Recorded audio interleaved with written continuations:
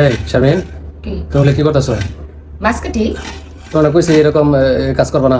বলে কি হয়, আর শুয়ে থাকলে আরো বেশি খারাপ লাগে। এই কাজকর্ম করলে আমার ভালো লাগে, দেখছি শরীরে বেশি কষ্ট মনে হয় না। কিন্তু শুয়ে থাকতে থাকতে থাকতে পরে দিয়ে মাথা আর ব্যথা করে।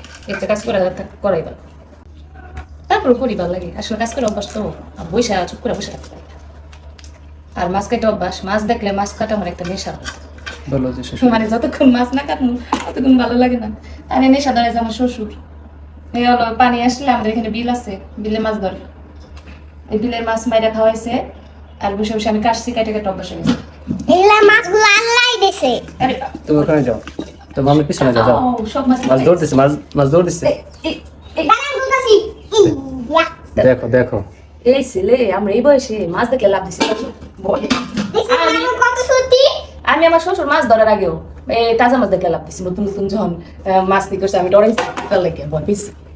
আমার শ্বশুর আসতো, ভয় পেতাম দেখেন তাজা মাছ। আর আমার একটু ছেলে কেমন তাজা মাছ চাইতে পাতিলে কয়টা আছে দেখাও। অল্প আজকে পানি কমে গেছে না, অল্প। ওই যখন পানি থাকে তখন তো মাছ দিনে 1 কেজি করে। আসলে অনেক দেখছি, অনেকই শাহানের বেলা একদম কিছুই করি নাই, একদম টোটালি কোনো কাজ টাজ কিছু করি নাই। আপনার ভাই মাঝে মাঝে আরো আমার জামা কাপড় তৈরি দিচ্ছে। আর এইবার এই যে আমার 8 মাস রানী, ঘরের যত যা আছে, আপনার ভাইয়ের যে জিন্সের প্যান্ট ট্যান্ট সব একদম, চাদর সব ধোয়া ঠোয়া সব আমি করি। এই যে মাছ কাটতেছি, রান্না বাড়ার মোটামুটি যতটুকু পারি করি, সব আমিই করি। আসলে করলেই করা যায়, বুঝছেন। আচ্ছা যাই হোক, আমি কিন্তু তোমার সবসময় বলি তুমি সাবধানে থাকবা, সেফ থাকবা, কিন্তু এইভাবে তোমার এত কাজ করা দরকার নেই এই সময় এসা।